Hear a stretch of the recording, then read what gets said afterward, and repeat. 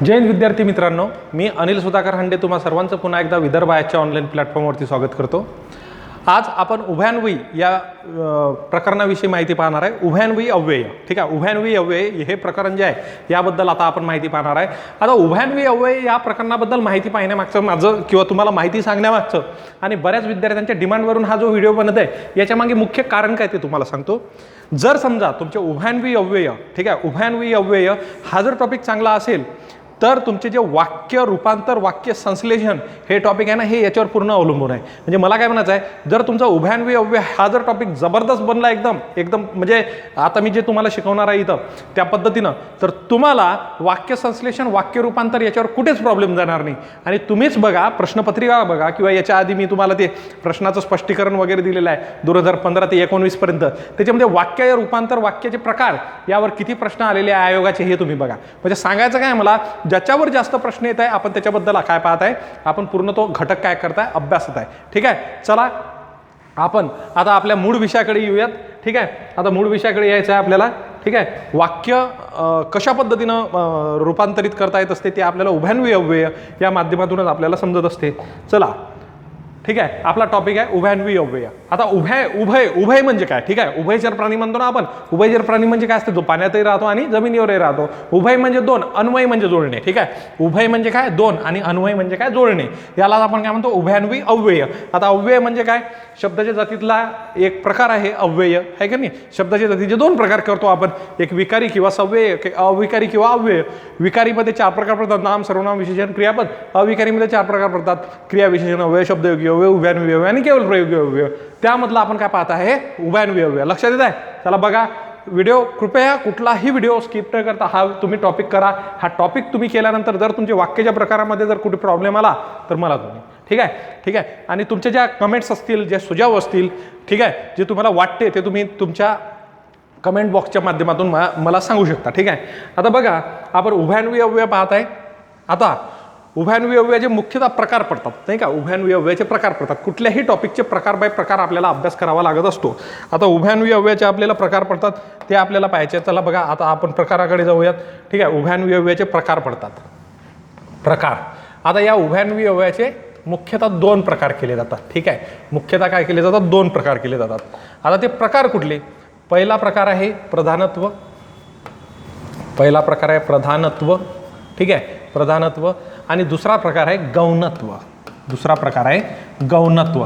चला सांगा, पहिला प्रकार कोणता, प्रधानत्व, दुसरा प्रकार कोणता, गौणत्व। ठीक आहे, प्रधानत्व, गौणत्व, प्रधानत्व, गौणत्व, अशा पद्धतीने किती प्रकार पडतात, 2 प्रकार पडतात। आता प्रधानत्व म्हणजे काय याच्याबद्दल आपण पहिल्यांदा पाहू। ठीक आहे, प्रधानत्व म्हणजे काय, या प्रधानत्वाचा फॉर्म्युला आहे प्लस प्लस। ठीक आहे, आपण मॅथ शिकतो, मॅथमध्ये किंवा गणितामध्ये आपण पाहतो plus plus plus, plus plus काय होते, प्लस होत असते। ठीक आहे ना, प्लस प्लस प्लस। ठीक आहे, म्हणजे आता जर आपण इथं विचार केला गौणत्वमध्ये काय येतं, मायनस प्लस किंवा प्लस मायनस, मायनस प्लस किंवा प्लस मायनस। आता प्लस मायनसही असलं काय येते, मायनसच येते, आणि मायनस प्लसही असलं तर काय येते, मायनसच येते। तुम्ही म्हणाल मराठी व्याकरणचा क्लास सुरू आहे आणि हे गणिताची भानगड कुठून आली इथं, ते मी तुम्हाला सांगतो। मला काय म्हणायचं आहे, जर वाक्य प्रधान असेल, ठीक आहे, जर वाक्य प्रधान आणि प्रधान म्हणजे प्रधान आणि प्रधान, प्रधान म्हणजे काय, स्वतंत्र, जर वाक्य 2 स्वतंत्र वाक्याने जोडलेलं असेल तर ते वाक्य संयुक्त वाक्य असते।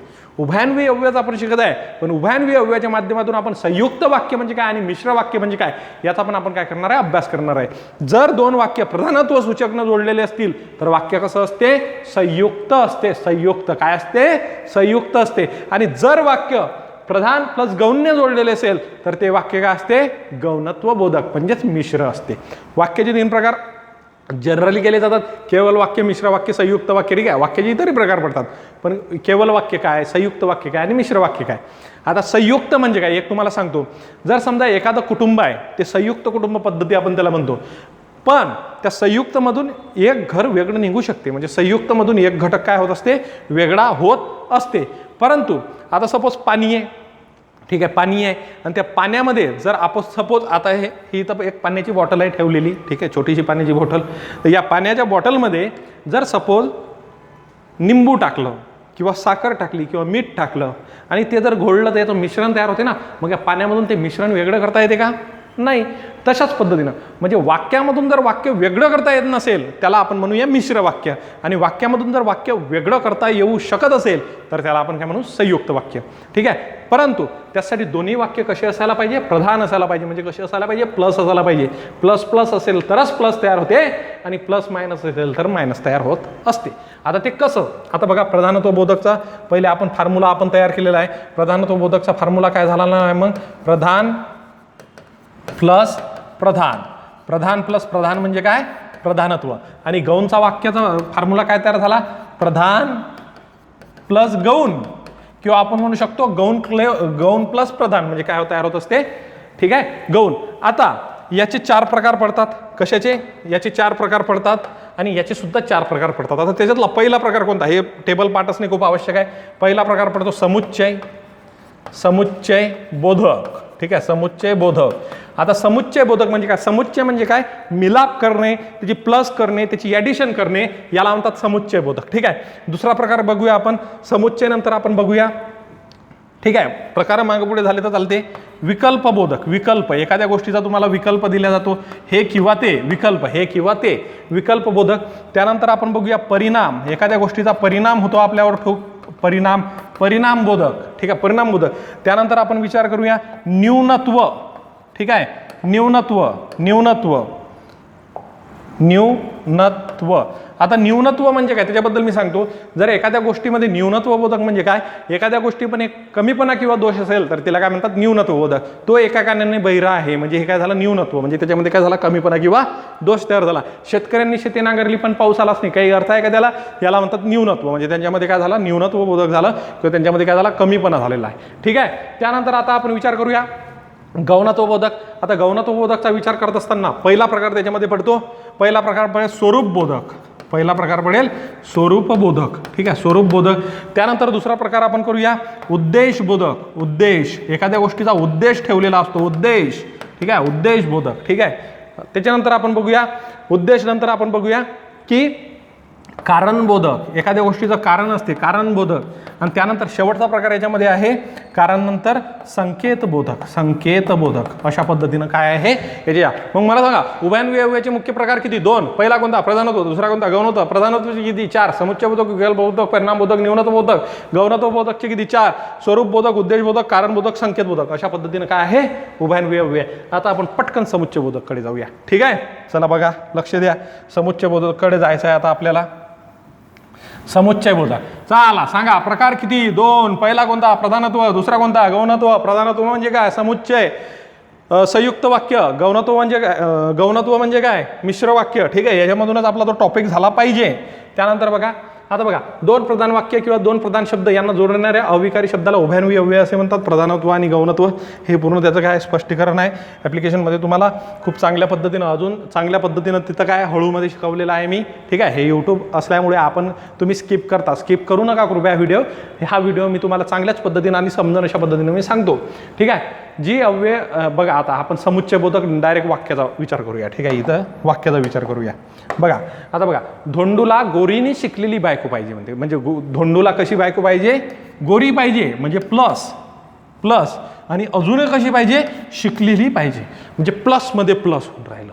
ठीक आहे, त्याच्या अपेक्षा पहा आहे ना. मन में लड्डू फुटा ते ॲड येते ना, त्या पद्धतीनं प्लसमध्ये प्लस. ठीक आहे, त्याला धोंडू आहे, हा बिचारा तिकडे बैलगीला चारायला जाऊन राहिला असं. ठीक आहे, आता धोंडूला कशी पाहिजे? गोरी पाहिजे, पोरगी गोरी पाहिजे.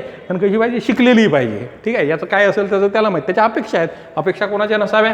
ठीक आहे, त्यानंतर बघा, पक्ष्यांनी किलबिलाट केला. पक्ष्यांनी काय केला? किलबिलाट केला व घरट्या बाहेर मान काढली. त्यानं पहिला प्रॉब्लेम काय केला? त्याची चारा आणली गेली त्याच्यासाठी. चारा आणला गेल्यानंतर पिल्ले कसे आहे? घरट्यामध्ये बिचारे एकटेच आहेत. आणि त्या घरट्याला म्हणजे त्या घरटं जे आहे ते झाडावर आहे. आणि त्या झाडावर काय आहे? काही जे शिकारी आहे. ठीक आहे, शिकारी पक्षी किंवा शिकारी प्राणी वगैरे जे असतात त्याचा हे शिकार आहे ना. मग पक्ष्यांनी किलबिलाट करायला पाहिजे नव्हता, चुपचाप बसायला पाहिजे होतं. पहिला प्रॉब्लेम त्यांनी केला, पहिला प्रॉब्लेम. आणि किलबिलाट तर केला आणि त्यानं काय केली? घरट्याबाहेर मानही काढली. म्हणजे पहिला प्रॉब्लेम केला आणि त्याच्यात दुसराही प्रॉब्लेम केला जाईना.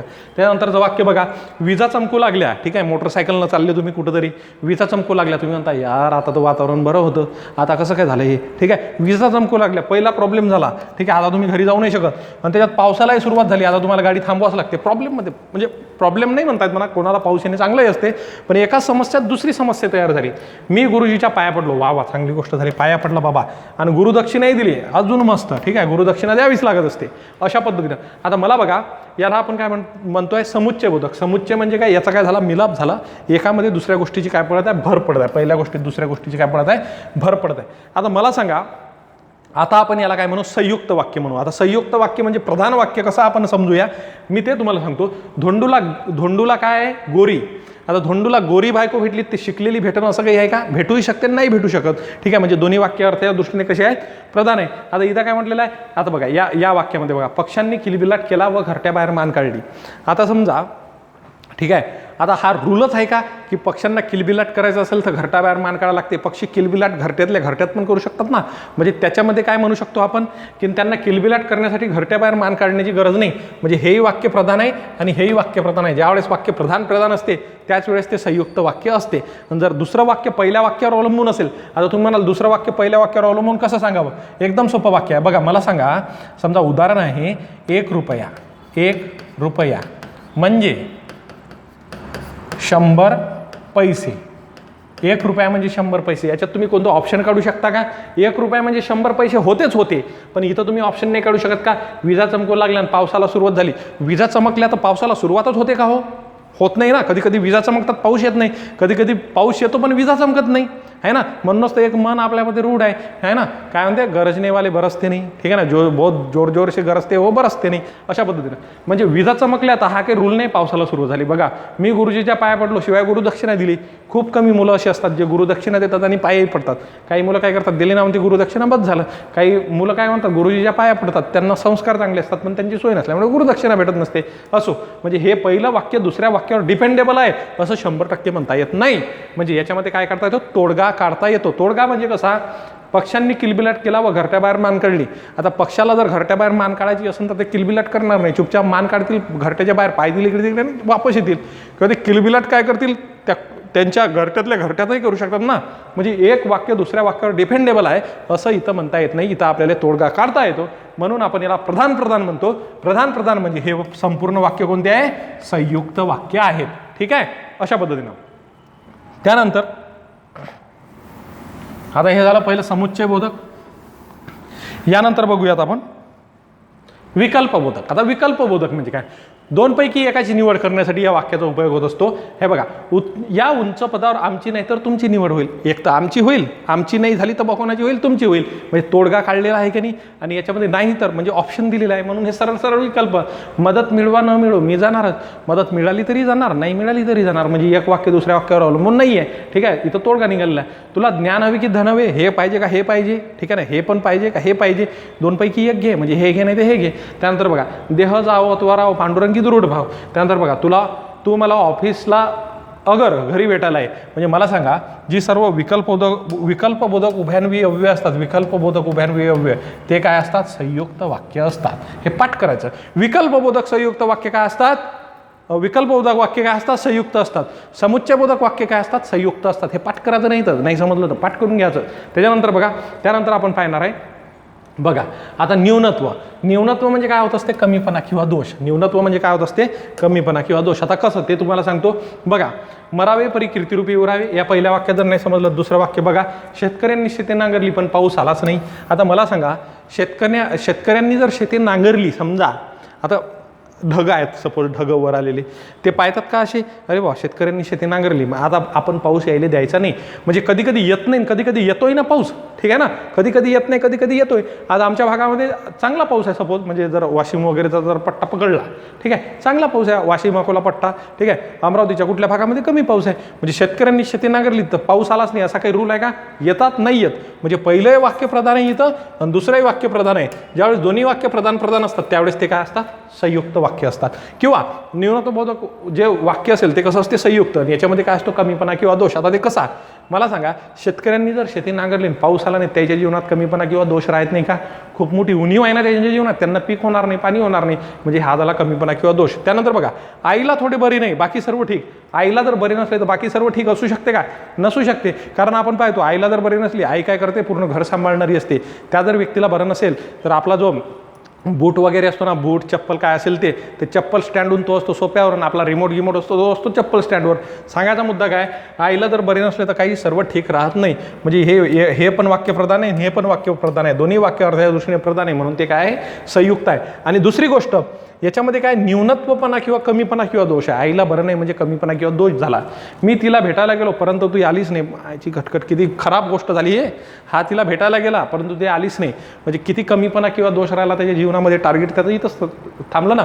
पण असं काही होत नाही ना, कधी कधी काय होते, मी भेटायला जातो आणि ती भेटायलाही येते, असंही होऊ शकते. म्हणजे एक वाक्य दुसऱ्या, पण जनरली काय होते, मुलांना बरेच अनुभव असतील की भेटायला गेला तर आलीच नाही असं जनरली होते. पण हा काही रूल नाही. काही लोक काय करतात किंवा काही मुली वगैरे जे असतील ते काय करतात, भेटायला पण येतात ना, हा काही रूल थोडी नाही. म्हणजे हे पण वाक्य अर्थाच्या दृष्टीने कसं आहे प्रधान आहे, हे पण अर्थाच्या दृष्टीने प्रधान आहे, म्हणजे दोन्ही वाक्य प्रधान आहे, म्हणजे हे काय संयुक्त आहे. ज्या वेळेला दोन्ही वाक्य प्रधान असतात त्यावेळेला ते वाक्य कसं असते संयुक्त वाक्य असते. आतापर्यंत आपण 2-3 प्रकार बघितले. समुच्चयबोधक वाक्य संयुक्त वाक्य असतात, विकल्पबोधक वाक्य संयुक्त बोधक असतात, न्यूनत्वबोधक ज्याच्यामध्ये कमीपणा किंवा दोष असतो ते पण काय असतात संयुक्त असतात. याच्यानंतरचं आपण बघूया, त्याला बघा. याच्यानंतर आहे परिणाम. एखाद्या गोष्टीचा काय होणे, परिणाम होणे. परिणाम बोधक पहिल्या वाक्यातील कृतीचा दुसऱ्या वाक्याच्या कृतीवर परिणाम होणे. आता मला सांगा, वाटेत सायकल नादुरुस्त झाली, सबब मला यायला उशीर झाला. आता हे वाक्य दुसऱ्या गोष्टीवर अवलंबून आहे का? एक वाक्य दुसऱ्या वाक्यावर अवलंबून आहे का? ज्यावेळेस पहिलं वाक्य दुसऱ्या वाक्यावर 100% अवलंबून असते त्यावेळेला ते मिश्र वाक्य होत असते. कोणतं वाक्य होत असते? मिश्र वाक्य होत असते. आणि आपण अजून संयुक्तच वाक्य पाहत आहे. मला सांगा, आता समजा तुमची सायकल वाटेत नादुरुस्त झाली तर तुम्हाला यायला उशीरच होईल का? होईलच ना. आता मला सांगा, एखाद्या मुलाचा पेपर आहे, सपोज संयुक्त पूर्वपरीक्षा म्हणा किंवा कुठलाही पेपर आहे, आणि त्या पेपर असल्यामुळे त्याची सायकल वाटेत नादुरुस्त झाली, पंक्चर झाली. आता त्याला एक्झाम हॉलवर जायला काय होणार आहे, उशीर होणार आहे, हे कन्फर्म आहे. परंतु तो वाटेत जर सायकल नादुरुस्त झाली, त्या सायकलला घेते, रस्त्याच्या बाजूला टाकून देते, कोणाला लिफ्ट मागते, गाडीत बसते, काही करते, जीवाच्या आकांतानं धावत जाते, मग परीक्षेला वेळेवर पोचते. म्हणजे असा काही रूल थोडी नाही ना की तुमची वाटेत सायकल नादुरुस्त झाली तुम्हाला उशीरच होईल म्हणून. म्हणजे पहिलं वाक्य अर्थाच्या दृष्टीने प्रधान आहे, दुसऱ्या वाक्य अर्थाच्या दृष्टीने प्रधान आहे. ज्यावेळेस दोन्ही वाक्य अर्थाच्या दृष्टीने प्रधान असतात त्यावेळेला ते काय असतात, संयुक्त असतात. त्यावेळेला ते काय असतात, संयुक्त असतात. मला काय म्हणायचं लक्षात येत आहे? त्याला बघा, तुम्ही त्याचा अपमान केला याकरता तो तुमच्याकडे येत नाही. एखादा बेश्रम असला तर येत नाही का? येऊ शकते. पण तुम्ही त्याचा अपमान केला याचा परिणाम त्याच्यावर काही ना काही होतो ना. या गोष्टीचा परिणाम झाला होता की नाही त्याच्यावर, है ना? वाटेत सायकल नादुरुस्त झाली याच्यावर काही ना काही परिणाम झाला नव्हता का? झाला होता. त्यानंतर बघा, यंदा कर्तव्य नाही तस्मात उदू परीक्षा नाही. म्हणजे आमच्या मुलाचं यावेळेस काय नाही, कर्तव्य नाही, आम्हाला लग्न करायचं नाही आहे, त्यामुळे आम्ही मुलींची परीक्षा घ्यायला जाणार नाही. पण काही असतात त्यांना चहा पोहे खायची सवय असते, त्याला म्हणते पोरगी पाहून तर येऊ, असे पण असू शकतात. म्हणजे दोन्ही वाक्य अर्ध्या दृष्टीने प्रधान आहे, म्हणजे काय आहे, संयुक्त आहे. त्यानंतर बघा, नळ फुटला म्हणून पाणी भरले नाही. आता नळ फुटला म्हणून पाणी भरत नाही का? आपल्या घरी जर पाहुणे येणारे असेल, आपल्या बहिणीला पाहायला, आपल्या घरचं पाणी फुटो, काही फुटो, पूर्ण शहरात पाणी नसो, आपण स्पेशली कुठून तरी पाण्याचा बंदोबस्त करतो आणि आपल्या घरी पाणी आणतो. म्हणजे असा काही रूल नाही आहे की नळ फुटला म्हणून पाणी येणार नाही, पाणी येऊ शकतं. त्यानंतर बघा, आमचा सत्कार झाला यास्त वर्तमानपत्रात फोटो दिला, देऊ शकत नाही देऊ शकत. म्हणजे दोन्ही वाक्य अर्थाच्या दृष्टीने कसे आहे, प्रधान आहे, म्हणून ते काय संयुक्त आहे. आणि एका गोष्टीच्या कृतीचा परिणाम दुसऱ्या गोष्टीवर झाला आहे म्हणून हे काय परिणाम आहे. आता बघा, आपण आतापर्यंत संयुक्त वाक्याबद्दल बघितलं, प्रधानत्वाबद्दल बघितलं. प्रधानत्व म्हणजे संयुक्त असते. कसं, याचे 4 प्रकार पडतात. पहिला प्रकार होता आपला समुच्चयबोधक संयुक्त, त्यानंतर विकल्पबोधक संयुक्त, त्यानंतर न्यूनत्वबोधक संयुक्त, आणि परिणाम काय आहे, संयुक्त. आता आपण मिश्र वाक्याकडे किंवा गौणत्वाकडे जाऊ. ठीक आहे, अशा पद्धतीनं आहे. जर जास्तच घाई वाटत असेल तुम्हाला, थोडा व्हिडिओ मागे घ्या, पुढे नका घेऊ. पुढे घेतलात तुम्ही गेले, ठीक आहे, पुढे घेतला तर गेले, हे सत्य आहे. थोडंसं माझं बोलणं तुम्हाला विचित्र वाटत असेल, म्हणजे सत्य आहे ते सांगतो. ठीक आहे, सत्य आहे ते सांगतो. नेक्स्ट, आता आपण गौणत्वाबद्दल विचार करू. आता गौणत्वाबद्दल आपल्याला विचार करायचा आहे. त्याच्यामधला पहिला आहे स्वरूपबोधक उभयान्वयी अव्यय. ठीक आहे, आता बघा, पहिलं वाक्य त्याच्यामध्ये आलं 1 रुपया म्हणजे 100 पैसे. मला सांगा, एक वाक्य दुसऱ्या वाक्यावर 100% अवलंबून आहे ना? 100% आहे की नाही? इथं तुम्ही ऑप्शन काढू शकत नाही. बघा, गुरुजी म्हणाले की शब्दाच्या 8 जाती असतात. मी गुरुजी आहे तुमचा, ठीक आहे. मी गुरुजी आहे, ठीक आहे. मला तर तुम्हाला म्हणताना म्हणावंच लागेल ना, शब्दाची 8 जाती आहे अशा पद्धतीनं. त्यानंतर बघा, ठीक आहे, तुम्ही असं नका म्हणजा की सर ते गुरुजी भूगोलचे होते, त्यांनी तर असं म्हटलं की पृथ्वी सूर्याभोवती फिरते, ते वेगळी गोष्ट झाली, ठीक आहे. पण गुरुजी म्हणाले शब्दाच्या 8 जाती, असंच गुरुजीच्या काहीतरी तोंडून निघते. म्हणजे पहिल्या वाक्याचं स्वरूप दुसऱ्या वाक्याने काय केलेलं आहे, उलगडून दाखवलेलं आहे, म्हणून याला स्वरूपबोधक म्हणतात. आणि पहिलं वाक्य दुसऱ्या वाक्यावर 100% अवलंबून आहे, म्हणून याला काय म्हणतात, मिश्र वाक्य म्हणतात. जर तुम्हाला असं लक्षात येत नसेल, पण असं लक्षात तुम्ही ठेवू शकता, जर पहिलं वाक्य किंवा जे वाक्य एकामेकाचे स्वरूप उलगडून दाखवत असेल तर ते मिश्र वाक्यामध्येच जाते. बघा, छत्रपती संभाजी म्हणून छत्रपती शिवाजीस एक पुत्र होते की नाही. मग अशा पद्धतीने एक पुत्र होते, एक वाक्य दुसऱ्या वाक्यावर अवलंबून आहे, यानं त्याचं स्वरूप उलगडून दाखवलेलं आहे. विनंती अर्ज ऐसाजी इथं काहीतरी लिहितो आपण, असं झालं तसं झालं हे ते. म्हणून हे जे सर्व वाक्य हे मिश्र वाक्य आहे. पहिलं वाक्य दुसऱ्या वाक्यावर काय अवलंबून असल्यामुळे याला काय म्हणतात, मिश्र वाक्य असे म्हणतात. आणि एका वाक्याचं स्वरूप दुसऱ्या वाक्यानं उलगडून दाखवलेलं आहे, म्हणून त्याला काय म्हणतात, स्वरूपबोधक उभयान्वयी अव्यय असे म्हणतात. नेक्स्ट, आता बघा उद्देशबोधक. आता मला सांगा, तुम्ही सर्व व्हिडिओ पाहणारे जेवढेही विद्यार्थी आहेत, ठीक आहे, महाराष्ट्रातल्या वेगवेगळ्या कानाकोपऱ्यातून आपल्या Vidarbha IAS academy IAS academy याचे व्हिडिओ तुम्ही प्रत्येक ठिकाणावरून पाहता, ओके. आता मला सांगा, प्रत्येकाचा काही ना काही उद्देश आहे ना व्हिडिओ पाहण्यामागे, आहे की नाही. कोणाला नॉलेज पाहिजे, कोणाला नोकरी पाहिजे, कोणाला म्हणजे उद्देश काय हे सांगण्याची आपल्याला गरज नाही आहे. बघा बरं, मग आता त्यांनी पाहावे म्हणून तिने नट्टापट्टा केला, हे या मुलीचा काय होता, उद्देश होता. त्यांनी पाहावे म्हणून तिने काय केला, नट्टापट्टा केला, बरोबर आहे, हे तिचा उद्देश आहे ना, ठीक आहे. आणि पहिलं वाक्य दुसऱ्या वाक्यावर हे अवलंबून आहे, इथं तुम्ही ऑप्शन काढू शकत नाही. जर त्याला पाहायचं असेल तर तिला नट्टापट्टा करावं लागेल. तुम्ही काय ट्रॅडिशनल डे ते वेस्टर्न डे जे कॉलेजमध्ये आधी चालायचे कोविडच्या आधी, ते दिवस आठवून पहा. नट्टापट्टा केला की माणूस पाहतो, कारण सौंदर्य काय असते पाहावंच लागते, सौंदर्याकडे असो, ठीक आहे. आणि याच्यामध्ये काय तिचा उद्देश आहे. त्यानंतर बघा, प्रकृती सुदृढ व्हावी सबब तो व्यायाम करतो. प्रकृती काय व्हावी, सुदृढ व्हावी, सबब तो काय करतो, व्यायाम करतो.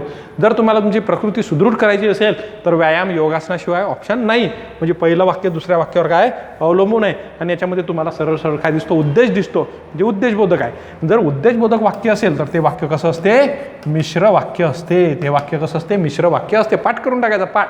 त्यानंतर बघा, चांगला नवरा मिळावा याकरता तिने 16 सोमवाराचे व्रत केले. मुलींनो, मी तुम्हाला एवढंच सांगतो, मोठ्या भावासारखं समजून सांगतो, जर तुम्हाला चांगला नवरा मिळावा तर याकरता मला तरी वाटते की 16 सोमवाराची गरज न करता तुम्हाला नोकरीच मिळवावी लागेल. कारण स्वाभिमान खूप महत्त्वाचा असो, तो वेगळा विषय झाला. पण या वाक्यामध्ये काय झालेलं आहे, चांगला नवरा मिळावा याकरता तिने 16 सोमवाराचे व्रत केले. म्हणजे सांगण्याचा मुद्दा हा आहे की याच्यामध्ये या मुलीचा काही ना काही काय आहे, उद्देश आहे. समजलं का, मुलीचा काही ना काही काय उद्देश आहे, म्हणून याला उद्देशबोधक म्हणतात. उद्देशबोधक म्हणजे काय होते, मिश्रच होत असते. तुम्ही म्हणाल सर याच्यातून तो ऑप्शन काढता येते, असं थोडी नव्हते. नवरा मिळावा म्हणजे 16 सोमवाराचे व्रत केले तर नवरा मिळतेच असं थोडी नाही. ते त्या मागं लागायचं नाही. उद्देश दिसलं ना आपल्याला, उद्देश दिसलं ना मिश्र घ्या, उद्देश दिसलं मिश्र घ्या, स्वरूप दिसलं मिश्र घ्या, स्वरूप दिसलं काय घ्या, मिश्र घ्या, स्वरूप उद्देश मिश्र. आणि जर तुम्हाला परिणाम दिसत असेल, जर तुम्हाला विकल्प दिसत असेल, जर तुम्हाला न्यूनत्व दिसल, जर तुम्हाला समुच्चय दिसत असेल तर संयुक्त घ्या. बस एवढं पाठ करायचं आहे तुम्हाला. आता याच्यामधलं तुम्हाला काय दिसत आहे, उद्देश दिसत आहे, म्हणून तुम्हाला काय घ्यायचं आहे, मिश्र घ्यायचं आहे. उच्च शिक्षण घेता यावे यास्तव तो परदेशात गेला, याच्या मागे याचा काय आहे, काही ना काही उद्देश आहे. म्हणून जर आपल्याला समजा उद्देश जर एखाद्या वाक्यामधून दिसत असेल तर ती काय घेऊन घ्यायचं, मिश्र वाक्य घेऊन घ्यायचं. नेक्स्ट, कारणबोधक. एखाद्या गोष्टीतून जर तुम्हाला कारण दिसत असेल तर तरी तुम्हाला काय घ्यायला लागते, त्याचं मिश्रच घ्यायला लागते. बघा, वाक्य आहे, तिनं नोकरीचा राजीनामा दिला कारण तिला काय करायचा होता, अभ्यास करायचा होता, क्लास 3 होती, क्लास 1 बनायचं होतं, म्हणून तिने नोकरीचा राजीनामा दिला. जर एखाद्या वाक्यातून तुम्हाला कारण दिसत असेल तर त्याचं उत्तर काय घ्यायचं, मिश्र घ्यायचं, मिश्र वाक्य. आम्हाला हीच वस्तू हवी कारण की ती आपल्या देशात तयार झालेली आहे. बघा, कारण दिसलं ना, घ्या मग मिश्र. त्यानंतर बघा, मी दररोज ड्रेस घालतो, मी दररोज हाच ड्रेस घालतो कारण तो आमचा काय गणवेश आहे. बघा, काही ना काही कारण आहे ना, ह्या मग मिश्र तिथं. समजलं. मग मला काय म्हणायचं आहे, ज्या वाक्यामधून स्वरूप दिसलं, ज्या वाक्यामधून उद्देश दिसलं, ज्या वाक्यामध्ये कारण दिसलं, त्याचं उत्तर काय घ्यायचं, मिश्र घ्यायचं. समजलं. नेक्स्ट, चला बघा, आता संकेतबोधक. आता एखाद्या गोष्टीतून जर आपल्याला संकेत दिसत असेल तर त्याचं उत्तर काय घ्यायचं, संकेतबोधक घ्यायचं. जर अभ्यास केला तर यश मिळेल, जर तर आहे याच्यामध्ये, जर अभ्यास केला तर यश मिळेल, संकेत आहे. तू घरी आला की आपण बागेत खेळायला जाऊ, तू घरी आला की आपण बागेत खेळायला जाऊ. त्यानंतर बघा, वाटेत तहान लागली तरी बाहेरचे पाणी पिऊ नये, पाऊस भरपूर पडला म्हणजे बाहेर बरे होईल. अशा पद्धतीनं यामध्ये पहिले वाक्य गौण, ठीक आहे. त्याच्या मागे न लागतं मला एवढंच सांगायचं आहे, जर तुम्हाला एखाद्या गोष्टीमधून काय दिसत असेल, संकेत दिसत असेल, तर याचंही उत्तर काय घ्यायचं, मिश्रच घ्यायचं. ठीक आहे, याचं उत्तर काय घ्यायचं, मिश्र घ्यायचं. ठीक आहे. अशा पद्धतीनं हे काय होतं, आपलं उभयान्वयी अव्यय होतं. आता सांगायचा मुद्दा काय आहे ते तुम्हाला मी एकदा सांगतो. ठीक आहे. आता बघा, आपण आपल्या पहिल्या याच्याकडे येऊ. ठीक आहे, पहिल्या या टेबलकडे येऊ आणि या टेबलकडे येत असताना मी तुम्हाला एवढंच सांगेल, जरी फास्ट झालं असेल तरी, ठीक आहे, कारण मुलं जास्तीत जास्त व्हिडिओ स्किप करतात, त्यामुळे थोडं मी फास्ट घेण्याचा प्रयत्न केला. जर तुम्हाला हा व्हिडिओ डिटेलमध्ये आणखी चांगल्या पद्धतीनं पाहिजे असेल तर आपल्या ॲप्लिकेशनवर आहे. जर समजलं नाही तुम्ही रिवाइंड पण करू शकता. ठीक आहे, यूट्यूबच्या माध्यमातून. बघा, आता बघा, आपण बघितले हे तुमच्यासमोर एक टेबल आहे. आपण प्रकार बघितले, किती प्रकार पडतात उभयान्वयी अव्ययाचे, 2. पहिला प्रधानत्व आणि दुसरा गौणत्व. प्रधानत्वाचे 4. पहिला कोणता पडतो, समुच्चय. पहिला पडतो समुच्चय. दुसरा विकल्प. तिसरा परिणाम. त्यानंतर न्यूनत्व. ठीक आहे. आता मला सांगा, समुच्चय, विकल्प, परिणाम, न्यूनत्व, जर याचं तुम्हाला वाक्य दिसलं तर ते काय घ्यायचं, संयुक्त घ्यायचं. ते काय घ्यायचं, संयुक्त. समजलं, वाक्याच्या प्रकारातलं संयुक्त. जर समजा तुम्हाला स्वरूप, काय म्हणतो मी, स्वरूप, उद्देश, कारण आणि संकेत दिसलं तर याचं काय घ्यायचं, मिश्र घ्यायचं. बस एवढं तुम्ही लक्षात घ्या. तुम्हाला हे वाक्य समजलं पाहिजे आणि संयुक्त आणि मिश्र समजते. मी काय म्हटलं, समुच्चय, विकल्प, परिणाम, न्यूनत्व दिसलं तर काय घ्या, संयुक्त घ्या. त्यानंतर जर तुम्हाला स्वरूप, त्यानंतर उद्देश, कारण, संकेत दिसलं तर काय घ्या, मिश्र घ्या. अशा पद्धतीनं तुम्हाला उभयान्वयी अव्यय या टॉपिकच्या माध्यमातून वाक्याचे प्रकार, त्यामधलं संयुक्त वाक्य आणि मिश्र वाक्य कसं करायचं, त्याचं मग रूपांतरित कसं करायचं हे तुम्हाला करता येते. या एका टॉपिकच्या माध्यमातून आपली 3 टॉपिकची तयारी होत असते. ठीक आहे. व्हिडिओ आवडल्यास लाईक करा, शेअर करा. चॅनलला तुम्ही सबस्क्राईब केलेलंच आहे. ठीक आहे. थँक्यू. धन्यवाद.